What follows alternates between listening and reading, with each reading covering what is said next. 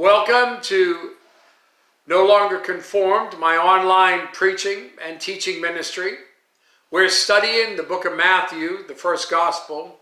In this session, we'll be looking at Matthew chapter 26, verses 31 to 35, desertion and denial predicted. We meet Jesus in this text with his disciples on their way to the Garden of Gethsemane and get to listen in on the discussion along the road. Matthew chapter 26. Let's look at those verses 31 and 32. First, Jesus gave a prophecy and a promise. And then Jesus said to them, "All of you will be made to stumble because of me this night. For it is written, I will strike the shepherd, and the sheep of the flock will be scattered. But after I have been raised, I will go before you to Galilee." Made to stumble. The Greek word is the same word translated offended in chapter 24, describing the falling away and the treachery that would occur in the last days. Jesus spoke of something less than full and final apostasy.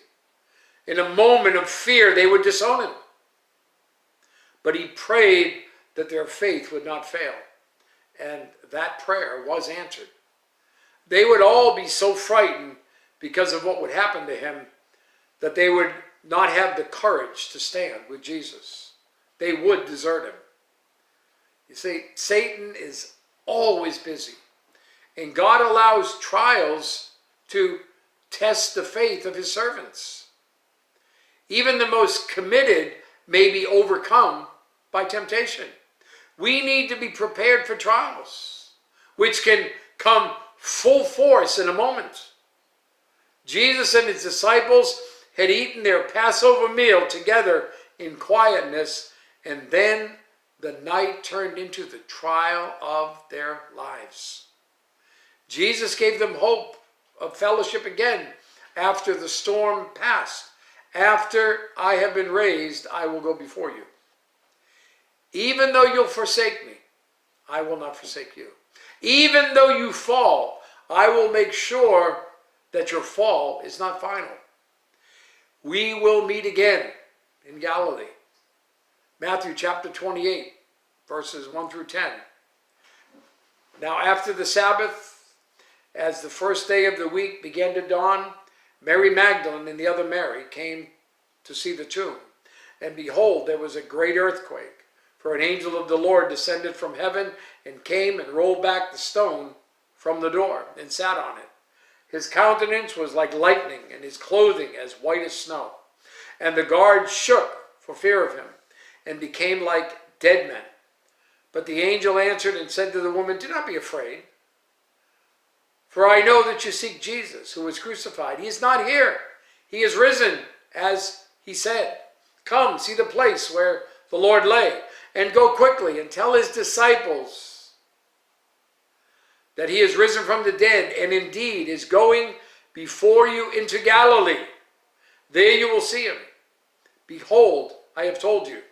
So they went out quickly from the tomb with fear and great joy, and ran to bring his disciples word. And as they went to tell his disciples, behold, Jesus met them, saying, "Rejoice."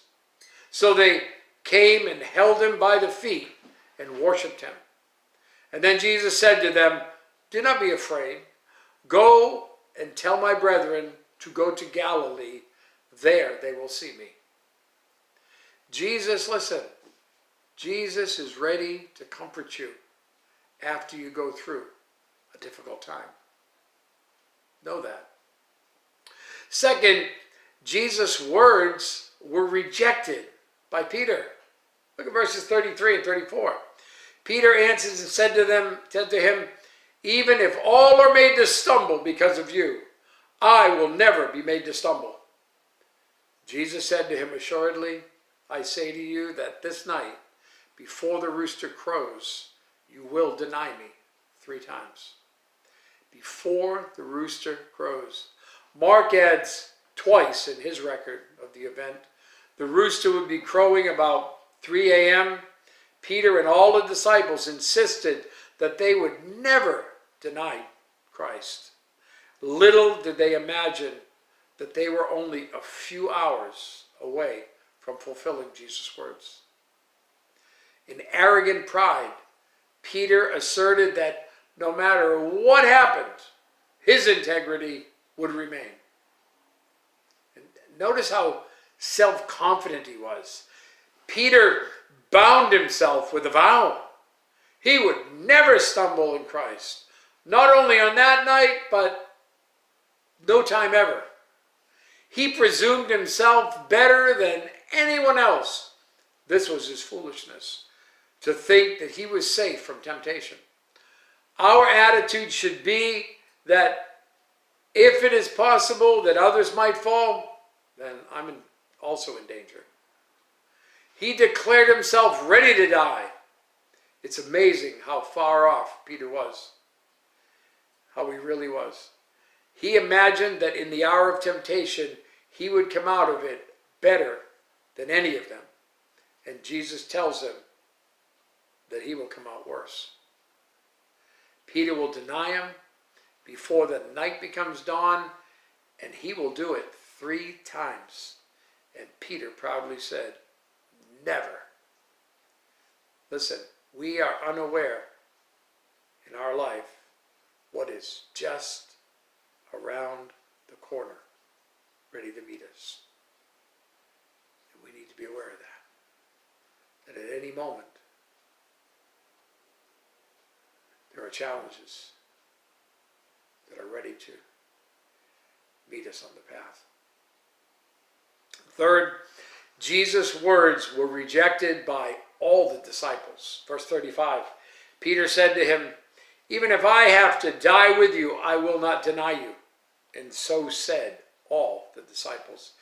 Peter repeated the assurance of his faithfulness to the Lord. He placed it in the context of life and death. Even if I have to die with you, I will not deny you. Peter knew what he should do. Die with Christ rather than deny him. Luke 14, verse 26. If anyone comes to me and does not hate his father and mother, wives and children, brothers and sisters, yes, and his own life also, he cannot be my disciple. He was sure that he would do it. I believe he was sincere. It's easy to talk boldly and carelessly of death at a distance, but it's not so easily done, as said. When it comes to the circumstance, and death shows itself in its power. What Peter said, the rest bought into, and so said all the disciples. We have a warning against his pride. In 1 Corinthians chapter 10, verse 12, therefore let him who thinks he stands take heed lest he fall. We need to be alert to the enemy's temptation traps. We also are assured that the Lord has our back in and after the struggle. 1 Peter chapter 5, verses 8 through 10. Be sober, be vigilant, because your adversary, the devil, walks about like a roaring lion, seeking whom he may devour. Resist him, steadfast in the faith, knowing that the same sufferings are experienced by your brotherhood in the world. But may the God of grace, who called us to his eternal glory by Christ Jesus, after you have suffered a while, perfect, establish, strengthen, and settle you. You give that a little thought, and you have a great day.